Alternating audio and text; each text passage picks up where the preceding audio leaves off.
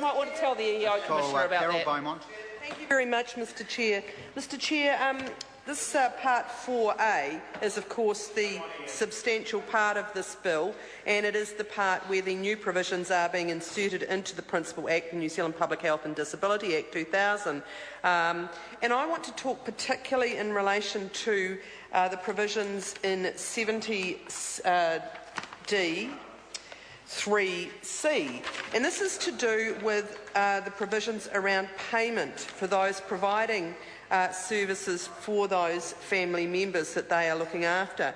And in the regulatory impact statement, and this is one of the bits that isn't blanked out, which is good, there was, and rare indeed, there's quite a section about consideration about how people would be paid once this provision, or once this bill was passed. And so there was a debate about that, two main options for how family carers could be paid: as employees or by allowance. And I'm going to be supporting the supplementary order paper of my colleague, the Honourable Ruth Dyson, around Clause 4 and replacing the new Section 70D 3C, which I believe will do a better job of looking at payment. But just before I get into the specifics of that, in the regulatory impact statement where consideration was made of how family carers could be paid, as I said, there was consideration of whether they should be paid as an employee, and that would then determine their pay rate potentially,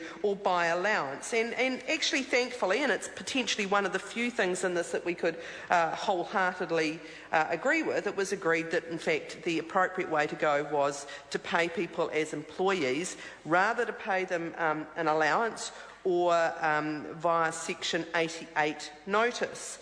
Now, one of the things, while it does go through that whole debate and talk about why that conclusion was made, and quite rightly says paying family carers as employees recognises their contribution by giving them a status as an employee and, for example, enabling them to get a formal work record, it also incorporates mechanisms for assuring service quality and safety. So that's, I think, sensible. When you look further on at the analysis of that, the table, analysis of options for how family carers are paid, there's a whole column that's blanked out, which of course I would be very, very interested in knowing what that column contained and whether it had anything to do with the actual rates of pay, which is the provision we're talking about here in 70D 3C, is relating to the actual rates of pay for these family carers.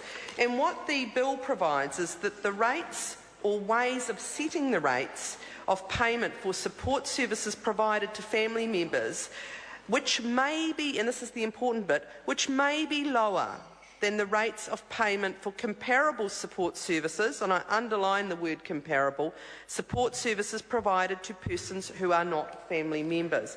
In other words, and just to be clear to those listening, this is saying that these employees, these workers, would be paid less than others who are not family members. Now, I think that's a really important point.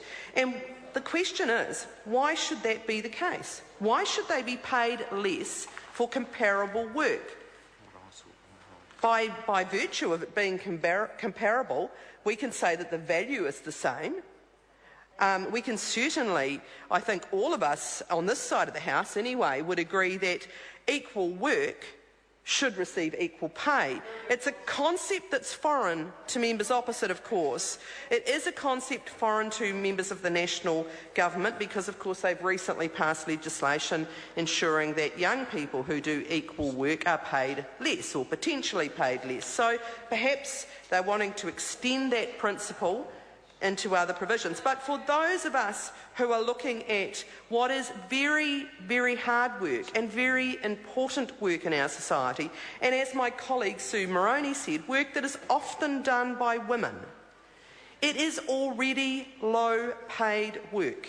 The work of carers in our society is vitally important.